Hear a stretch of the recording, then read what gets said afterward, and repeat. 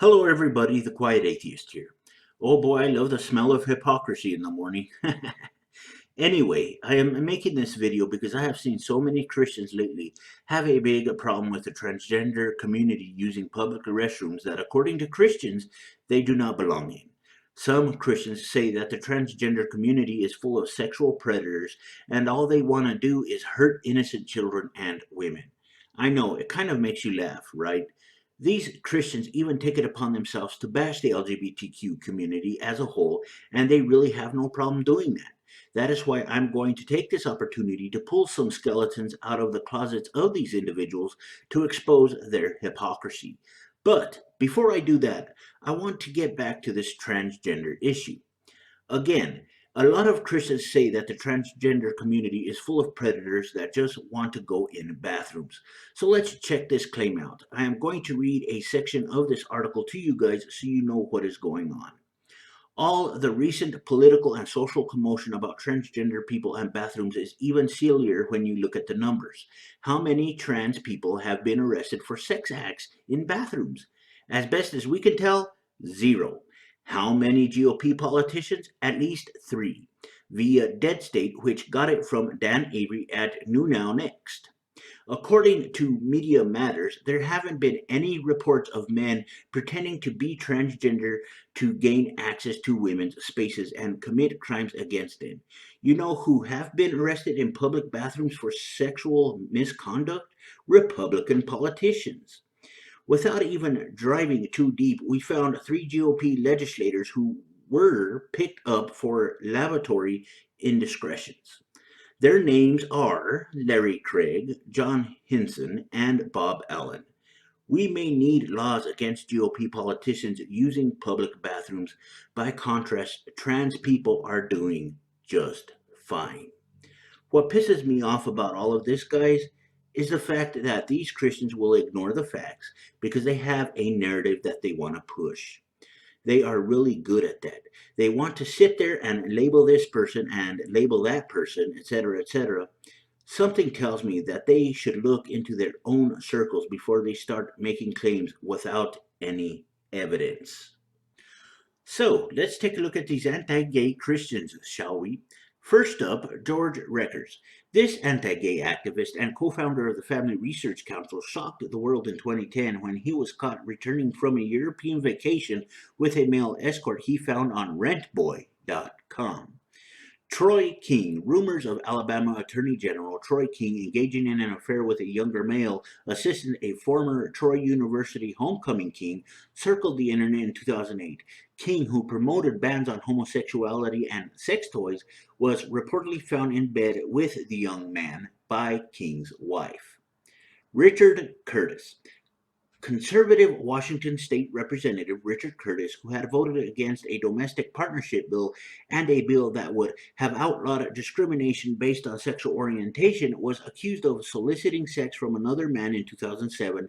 After the news broke, Curtis resigned from his seat and was quoted as saying, "This has been damaging to my family, and I don't want to subject them to any additional pain that might result from carrying out this matter under the scrutiny that comes with holding public office." He claimed that he wasn't gay and accused the man, a paid escort, of extortion, but later told prosecutors he wanted the charges dropped.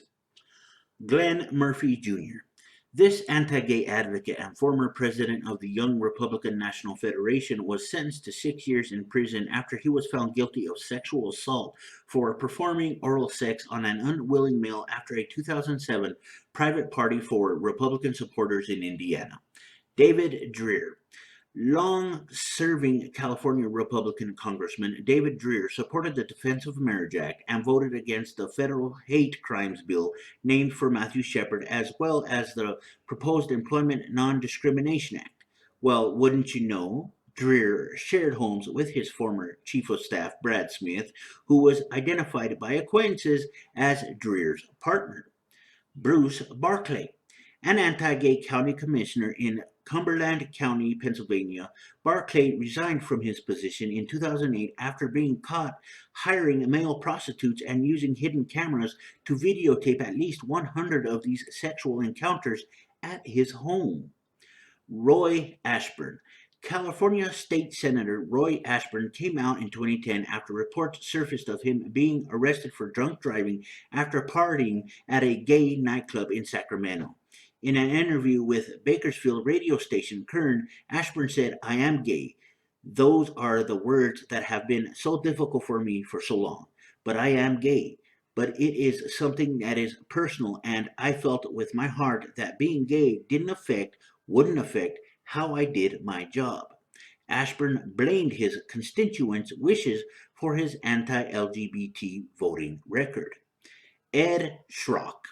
In 2004, Republican Virginia Congressman Edward Schrock suddenly withdrew from his race for a third term after allegations arose that Schrock was secretly gay. Gay activist Mike Rogers' website claimed Schrock had been recorded several years earlier using a telephone service on which men would place ads to arrange liaisons with other men. Philip Hinkle. Indiana State Representative Philip Hinkle, who voted for an anti marriage equality amendment to Indiana's Constitution, was caught in a sex scandal in 2011 when he answered an ad on Craigslist from an 18-year-old named Cameron Gibson who was looking for a sugar daddy. Roberto Arango. In 2014, nearly 4 years after he was caught sending nude photos to men on Grindr, former Puerto Rico Senator Roberto Arango came out as gay. Randy Boney. North Dakota State Representative Randy Boney, who in April had voted against a bill that would offer housing, workplace, and other protections for LGBT North Dakotans, recently came out as bisexual after it was revealed that he had sent explicit pictures to a 21-year-old man on Grindr. Matthew McCalla. Michigan pastor Matthew McCalla recently made headlines after he was caught sending sexual messages to a man on Grindr. Then there is the infamous Ted Haggard. Anti gay evangelical pastor Ted Haggard had a bad year in 2006 when prostitute Mike Jones claimed the pastor paid him for sex and did meth in his presence. Then you have Steve Wiles. Republican North Carolina State Senate candidate Steve Wiles caused quite the media buzz last year when his past life as a drag queen, he was both a promoter for the Miss Gay America pageant as well as the man behind Miss Mona Sinclair, was brought to light in the Winston-Salem Journal.